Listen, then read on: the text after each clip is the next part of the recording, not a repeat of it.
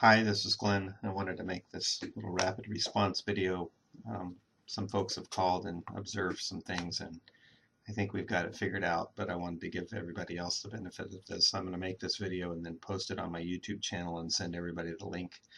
That way you can watch it, sort of see a little bit more in detail than just me trying to explain it in an email or call you each individually. Matt Andrews and Amanda have discovered when they do select condition query builder and they pick some of their master al IDs. Oops, I don't have the right layer. Let me change that. Okay, I'll select condition query builder, master al ID. This is one because Matt and I looked at it. If I zoom to chosen here, you'll see how I have these points that are chosen. Some of them are highlighted. You can't really see it very well. Maybe if I turn the ortho on, they're kind of highlighted in cyan. That didn't help much, and then there's these other green points that are not getting picked up. If I click on this, you see this has an ID, a master al ID of TUO0009. And let me scrunch this out of the way. If I click on this one down here, it has a CAL0009. So there's kind of a conflict here between Calaveras and Tuolumne. I don't know if it got put in the wrong category or what. Hopefully I didn't do that. I guess there's a small possibility I did, but it seems like there's sort of points that should be either one or the other. I don't actually know where the county line is, but this data is kind of messy, so that's possibly what's going on with Matt and Amanda, why some of these points that they would expect to be chosen or highlighted are not showing up. In this case, I think the most appropriate thing to do is just pick one or the other. In this case, I would probably put the Tuolumne ones to the CAL, the Calaveras master al ID, because I think that probably is where the actual CNDDB had it, the California Department of Fish and Wildlife. They probably got it right, and who knows about these other points.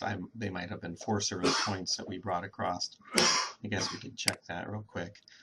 Yes, that's the case, because none of these CNDDB sort of type fields are filled in, and you get down here. So there's a conflict there. So that's, I think, what's going on. Another thing that I thought of when I was talking with Matt, you see how the red shows up fairly well on the ortho. If I go into display layer settings, click on edit, I think, well, I know for a fact, I picked green just because Forest Service is green, but if you pick yellow and change that from green to yellow, those yellow points are going to show up on the ortho background a little bit better. So I think that covers the green points issue as why they're not showing up in select condition query builder. One thing that I was struggling to frame and put into words yesterday, and I'm just going to select these same points again to show you what I was talking about or trying to get across yesterday, but I couldn't put it into words.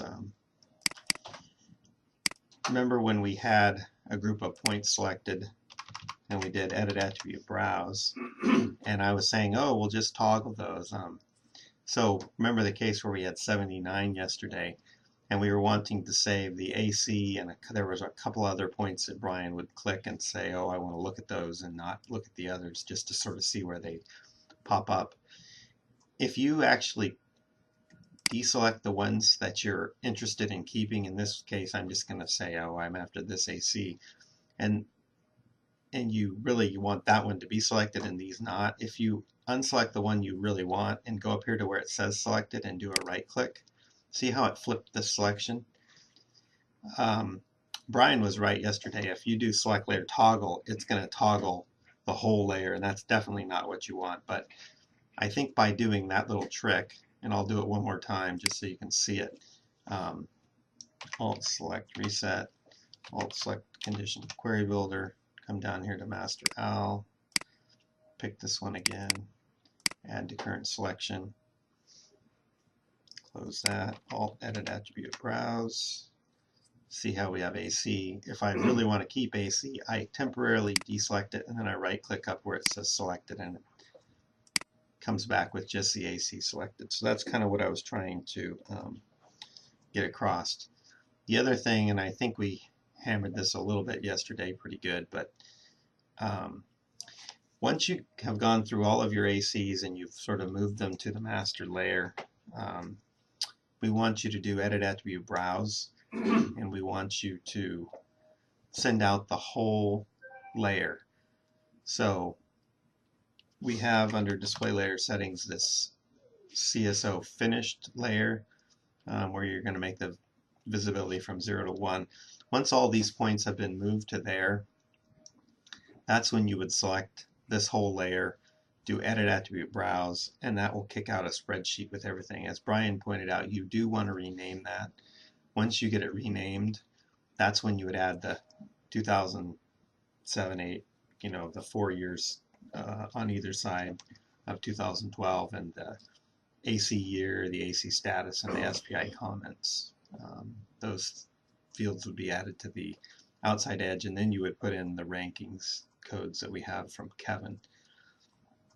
I wanted to quickly look at the field contents of the extra points layer and the SPI CSO master locations. All display layer settings, I guess they're both on, that's good. Let me just change this here. Alt select layer all, alt edit attribute browse. This is the SPI layer. I don't know if I have a master owl ID layer here. So this is basically Kevin's view of the world, and it's very thorough, and there's a lot of good information in here. And you guys have probably obviously contributed to that.